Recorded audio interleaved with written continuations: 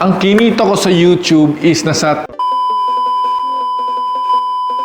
in just 1 year. Hindi ko akalain na pwede ka palang kumita ng ganong kalaki dito sa YouTube. Mamaya, explain ko sa inyo is paano ba ako kumita ng ganitong kalaki sa YouTube. Meron ba ako kinuwang mga affiliates? Meron ba ako mga sponsorships? Ano yung ginawa ko para kumita ng ganitong karaming pera in just 1 year? Just posting valuable topics and contents dito lang sa channel na to. Bago ako magsimula maging content creator, matagal na akong negosyante. May hawak akong multiple businesses and I'm earning nasa between 500,000 to 700,000 pesos before. Gumawa ako ng dalawang video ko sa YouTube. Ang first 2 videos na pinost ko is how I make big income with 0 pesos. At yung pangalawa is 9 tricks that save me a lot of money fast. After ko post yung video na yon, it's get a lot of traction at marami nagsasabi sa akin na mga tinuruan ko dito sa business na to, why not gumawa ka naman ng content kung paano mo ginagawa itong MSB Academy.